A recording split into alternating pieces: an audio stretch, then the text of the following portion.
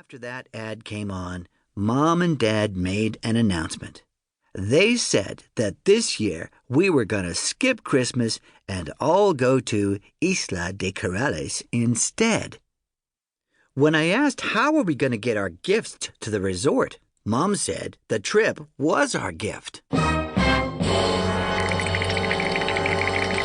I thought that sounded like a terrible idea, and I was surprised Dad was on board with it. He usually doesn't like to spend a lot of money, and I was sure this resort was going to cost a fortune. But he said he was sick of the cold weather and he wanted to escape to some place warm. Personally, I don't have a problem with cold weather. In fact, generally speaking, the worse it is outside, the happier I am.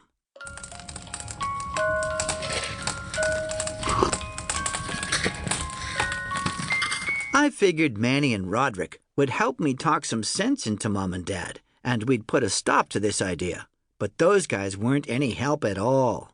They were doing things like wearing shades at breakfast. So I had to accept that we weren't going to have a normal Christmas at home. But what I really didn't like was that we had to fly to this place.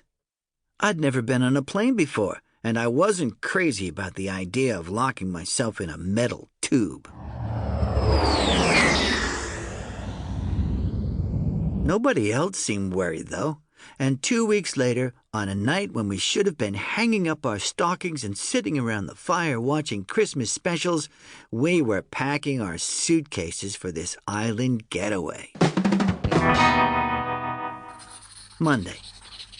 We left the house around 8 o'clock on the morning of Christmas Eve. Dad was pretty uptight because he wanted to leave an hour earlier, but Mom said he was being ridiculous and we'd get to the airport in plenty of time. It was only about -5 degrees outside, but Roderick was already dressed for the holiday in a t-shirt and bathing suit. It turned out Dad was right. We should have left earlier.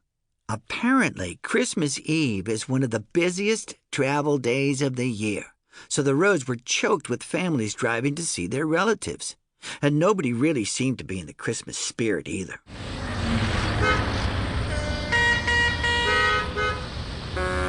What made things a lot worse was when it started to snow. After that, things slowed to a crawl. Mom and Dad started arguing over what time we should have left, and Dad almost missed the exit for the airport. He had to cut across 3 lanes of traffic, which didn't look easy.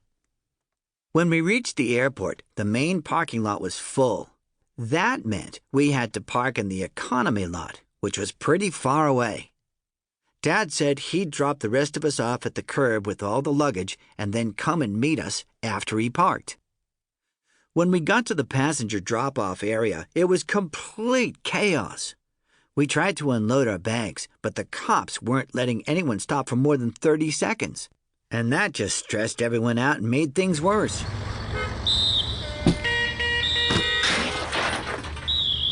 I had to get back in the car so I could help Dad with the rest of the bags.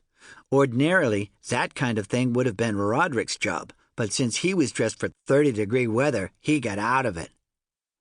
He was lucky he did, too.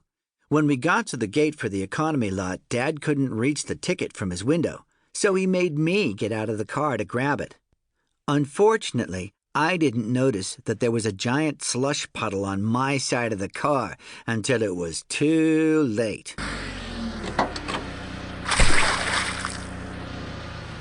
After we parked, we rolled our bags to the nearest shuttle stop, which wasn't a lot of fun. The sign said the shuttle bus to the main terminal came every 10 minutes. But there was no room for us in the bus shelter, so we had to wait outside in the freezing cold. 20 minutes went by without a bus, and Dad started getting really anxious about the time. He said we were just going to have to walk to the terminal, which was about a mile away. I would have tried to convince Dad to wait a little longer, but my sock was starting to turn to ice, and I didn't want to get frostbite. Sure enough, once we got about 100 feet from the shelter, the shuttle bus pulled into the parking lot. We tried to get the driver to stop, but he just blew right